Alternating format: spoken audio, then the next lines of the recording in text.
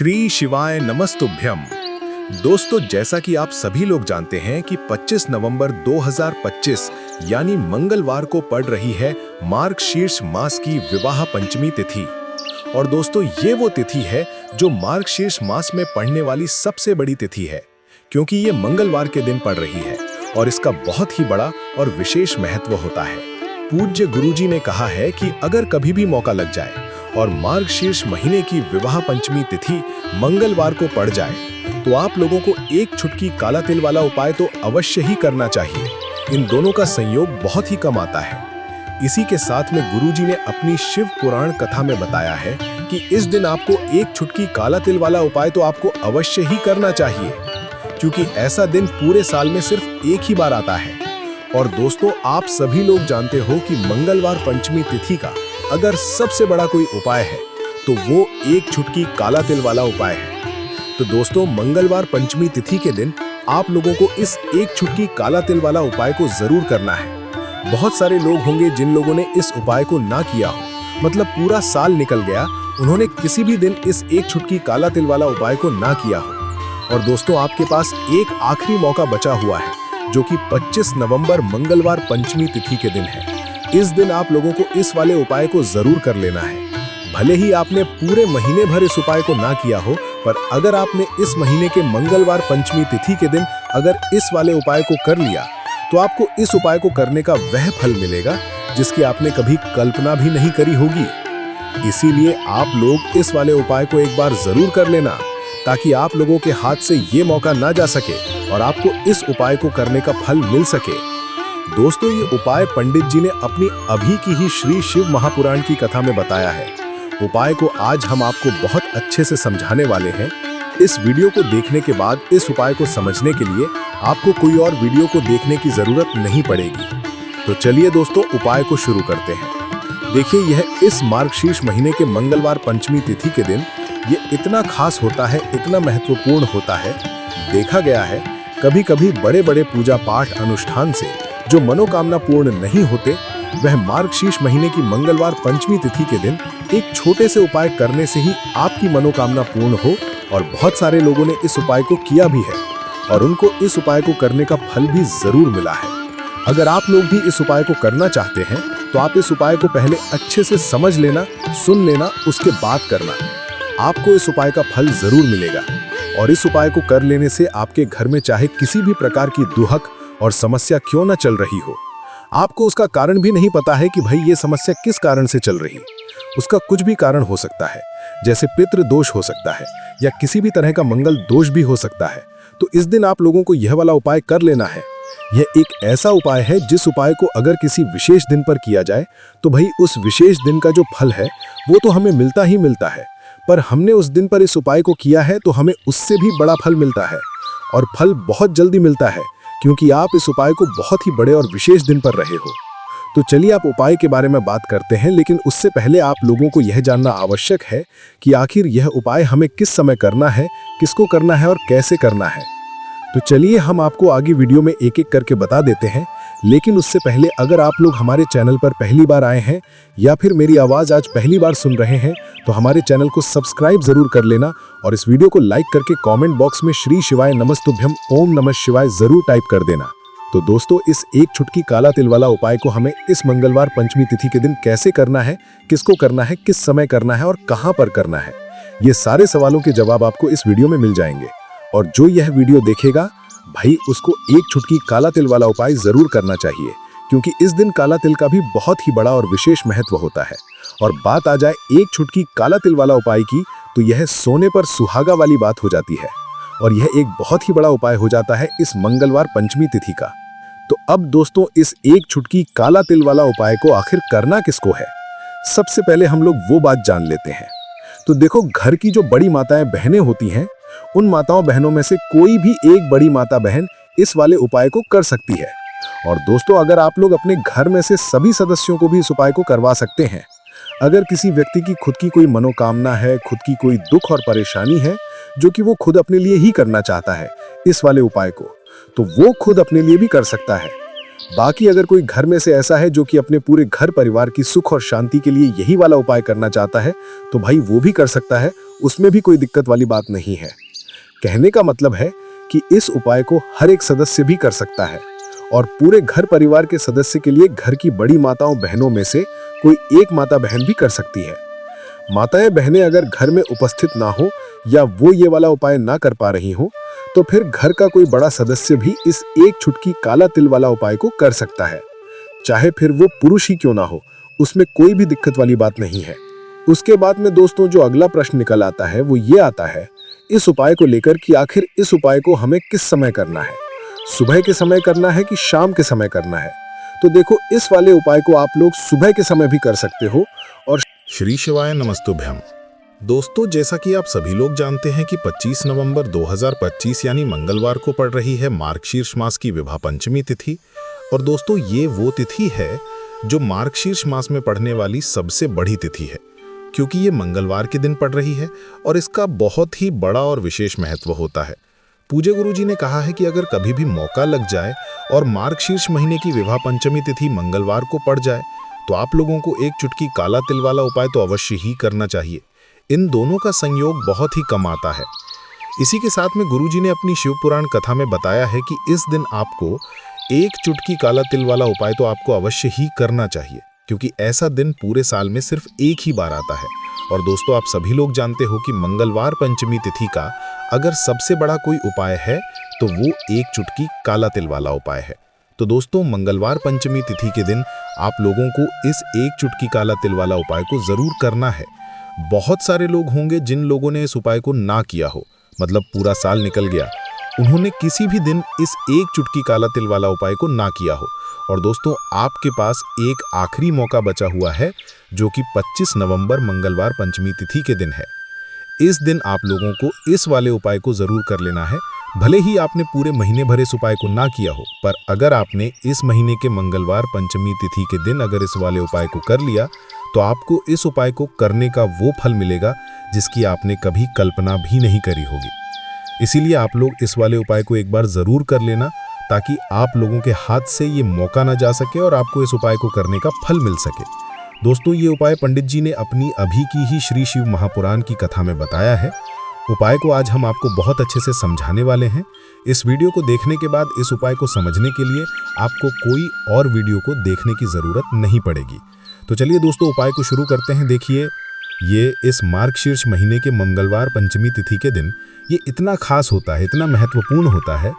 देखा गया है कभी कभी बड़े बड़े पूजा पाठ अनुष्ठान से जो मनोकामना पूर्ण नहीं होते, वो मार्गशीर्ष महीने की मंगलवार पंचमी तिथि के दिन एक छोटे से उपाय करने से ही आपकी मनोकामना पूर्ण हो। और बहुत सारे लोगों ने इस उपाय को किया भी है और उनको इस उपाय को करने का फल भी ज़रूर मिला है। अगर आप लोग भी इस उपाय को करना चाहते हैं तो आप इस उपाय को पहले अच्छे से समझ लेना, सुन लेना, उसके बाद करना। आपको इस उपाय का फल ज़रूर मिलेगा। और इस उपाय को कर लेने से आपके घर में चाहे किसी भी प्रकार की दोहक और समस्या क्यों ना चल रही हो, आपको उसका कारण भी नहीं पता है कि भाई ये समस्या किस कारण से चल रही। उसका कुछ भी कारण हो सकता है, जैसे पितृदोष हो सकता है या किसी भी तरह का मंगल दोष भी हो सकता है। तो इस दिन आप लोगों को ये वाला उपाय कर लेना है। ये एक ऐसा उपाय है जिस उपाय को अगर किसी विशेष दिन पर किया जाए तो भाई उस विशेष दिन का जो है वो तो हमें मिलता ही मिलता है, पर हमने उस दिन पर इस उपाय को किया है तो हमें उससे भी बड़ा फल मिलता है और फल बहुत जल्दी मिलता है, क्योंकि आप इस उपाय को बहुत ही बड़े और विशेष दिन पर कर रहे हो। तो चलिए अब उपाय के बारे में बात करते हैं, लेकिन उससे पहले आप लोगों को ये जानना आवश्यक है कि आखिर ये उपाय किस समय करना है, किसको करना है और कैसे करना है। तो चलिए हम आगे आपको वीडियो में एक एक करके बता देते हैं।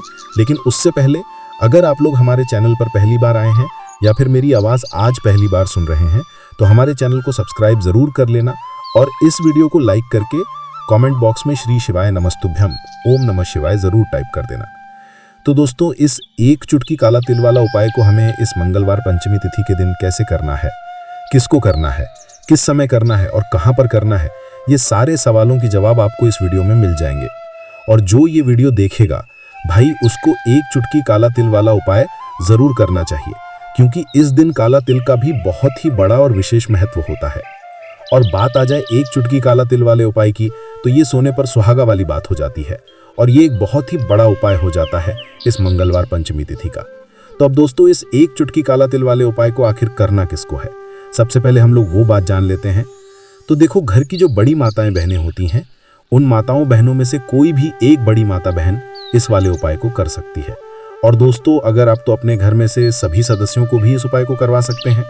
अगर किसी व्यक्ति की खुद की कोई मनोकामना है, खुद की कोई दुख और परेशानी है जो कि वो अपने लिए ही करना चाहता है इस वाले उपाय को, तो वो खुद अपने लिए भी कर सकता है। बाकी अगर कोई घर में से ऐसा है जो कि अपने पूरे घर परिवार की सुख और शांति के लिए यही वाला उपाय करना चाहता है, तो भाई वो भी कर सकता है, उसमें भी कोई दिक्कत वाली बात नहीं है।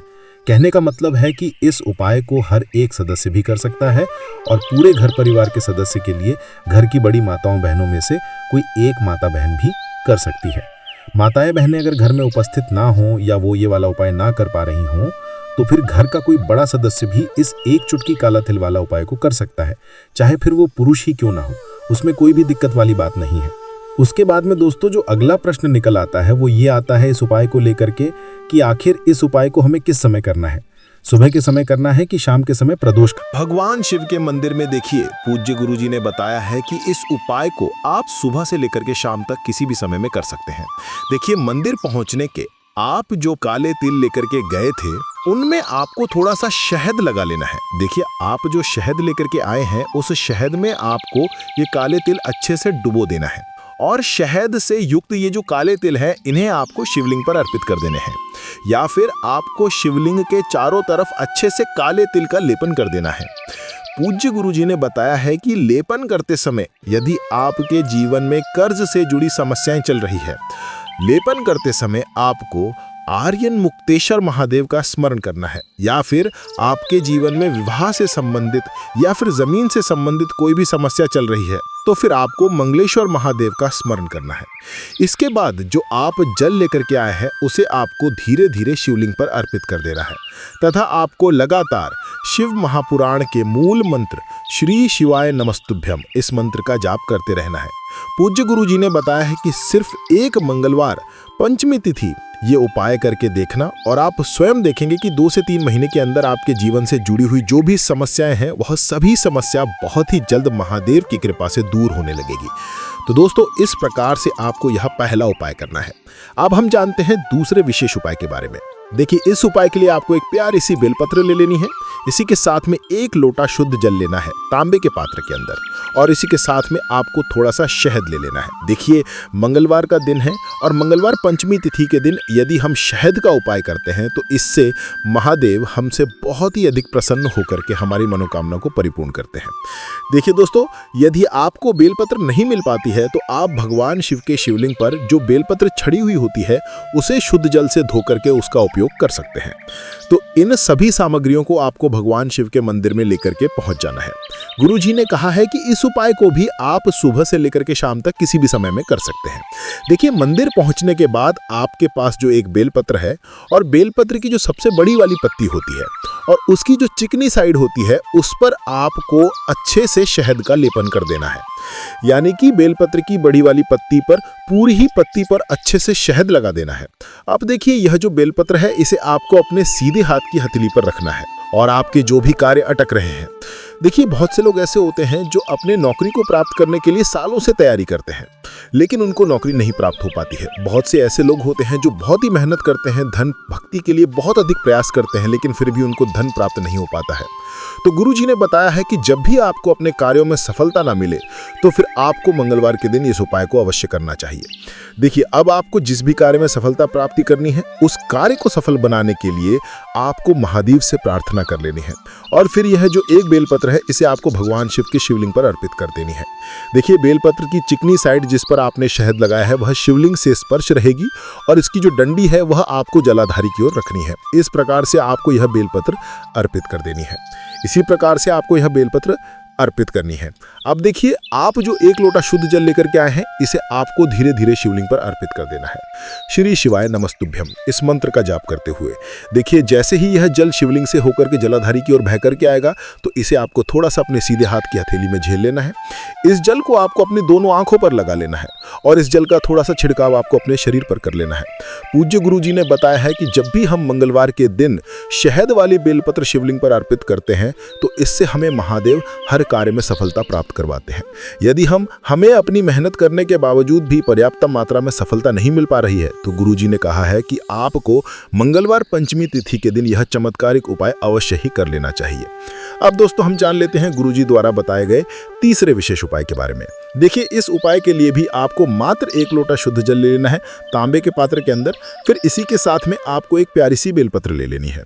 बेलपत्र आपको ध्यान रखना है कि कैसे भी कटी हुई खंडित नहीं होनी चाहिए। अब देखिए, मात्र 2 सामग्री लेकर के आपको भगवान शिव के मंदिर में पहुंच जाना है।